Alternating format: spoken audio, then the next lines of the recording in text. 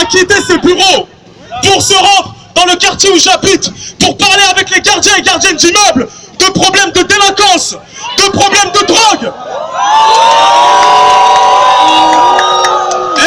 Et je le dis bien, je le dis bien, je précise, pour les habitants de Montreuil, j'habite au quartier Jean Moulin.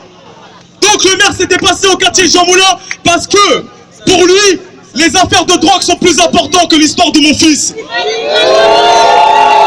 Les histoires de drogue sont plus importantes que tous les enfants à qui c'est arrivé, peut-être dans cette ville, qui d'autres parents ne veulent pas parler. Donc un message à tous ces parents, parlez, parlez. Et ceux qui ne veulent pas parler, qui savent ce qui s'est passé sur leur enfant, honte à vous. Honte à vous, vous n'êtes même pas dignes d'être des parents. Moi, la seule chose qu'on me reproche, que la ville de Montreuil me reproche, c'est de dénoncer des faits qui sont passés sur mon fils. Et je vais aller jusqu'au bout. Jusqu'au bout, je vais aller. Jusqu'au bout. Jusqu'au bout.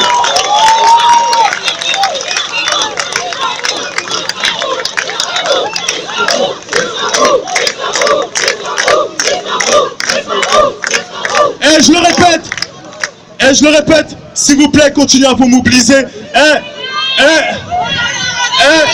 Je vous le dis avec mon cœur, vous êtes ma force. Mais vous n'êtes pas seulement ma force à moi, vous êtes la force de tous ces enfants à qui ça arrive. Là, au départ, je vais pas vous cacher. La première semaine après, c'est arrivé quand j'ai commencé à dénoncer les faits.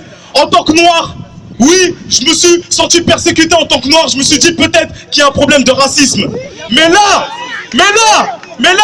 les faits sont clairs. Ce n'est plus une histoire de racisme.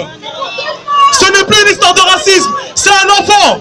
C'est un enfant. Et des enfants, il y a des noirs, il y a des blancs, il y a des jaunes, il y a tout le monde qui se fait violer. Et personne parle. Personne parle. Personne parle. Personne parle. Aujourd'hui, c'est un enfant africain, on va pas se mentir. Mais hier, c'était un enfant blanc. Avant-hier, c'était un enfant arabe. Et personne parle parce que vous gardez tous le silence. Et c'est ça. Donc si les personnes qui gardent le silence sont aussi coupables que ceux qui ont fait ça à mon fils.